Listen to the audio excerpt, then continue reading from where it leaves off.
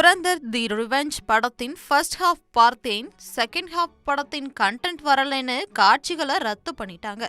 இப்படி ஒரு அனுபவம் எனக்கு இதுவே முதல் முறை. ஏமாற்றமடைந்து பதிவிட்ட நடிகர் கிஷன் தாஸ். துரந்தர் தி ரிவெஞ்ச் படத்தின் சிறப்பு காட்சி நேற்று மாலை 5 மணிக்கு பல திரையரங்கில் திரையிடப்பட்டது. கண்டென்ட் கிடைக்கப் பெறுவதில் தாமதம் ஏற்பட்டதால் காட்சிகள் ரத்து செய்யப்பட்டது.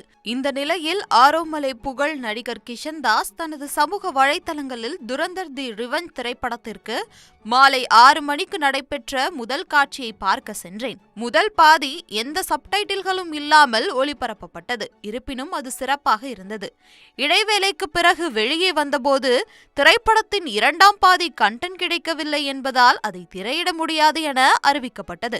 இப்படி ஒரு அனுபவம் இதுவே முதல் முறை. திட்டமிடலில் குறைபாடு இருந்தது மிகவும் வருத்தமாக உள்ளது. பல இடங்களில் காட்சிகள் ரத்து செய்யப்பட்டுள்ளன. ஒரு திரைப்படத்தின் பாதியை மட்டும் பார்த்துவிட்டு மற்ற கண்டென்ட் கிடைக்கவில்லை என்று கூறப்படுவது மிகவும் ஏமாற்றத்தை அளிக்கிறது. இதனைத் தொடர்ந்து தயாரிப்பாளர் தனஞ்சயன் என்னாலும் படத்தை பார்க்க முடியவில்லை என வருந்தி தனது எக்ஸ் தள பக்கத்தில் பதிவிட்டார்.